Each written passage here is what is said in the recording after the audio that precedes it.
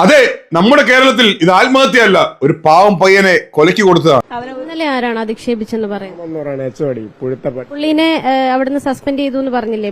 തിരിച്ചു വന്നിട്ട് ഇന്നലെ പുഴുത്ത പട്ടിയെന്നും പിന്നെ കറുത്ത വർഗ്ഗക്കാരനെന്നും ഷെഡ്യൂൾഡ് കാസ്റ്റ് എന്നും പിന്നെ നാറിയെന്നും മാറിപ്പോടാ കുളിക്കാത്തവനെന്നൊക്കെ പറഞ്ഞ് വിദ്യാർത്ഥിനികളെ മുമ്പേ വെച്ച് ഇവനെ ഇനി ജീവിതത്തിൽ തിരിച്ചു വരാത്ത വിധം അവഹേളിച്ച് വണ്ടി എന്നുള്ള വിളിയും കറുപ്പ് നിറത്തിന്റെ പേരും ജാതിയുടെ പേരും പറഞ്ഞുമുള്ള അധ്യാപകന് നിരന്തരമായ അധിക്ഷേപം കേട്ട് മനസ്സ് മരവിച്ചാണ് നിതിൻ എന്ന ഈ സഹോദരൻ ആത്മഹത്യ ചെയ്തത്.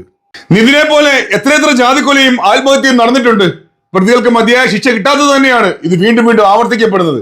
പഠിക്കുന്ന മക്കളോട്, പൊന്നുമക്കളെ, നിങ്ങൾ ഇങ്ങനെയുള്ള വേട്ടാവളിയന്മാരായ അധ്യാപകന്മാർ പറഞ്ഞ കേട്ടിട്ട് നിങ്ങളുടെ ലൈഫ് ഇല്ലാതാക്കരുത്.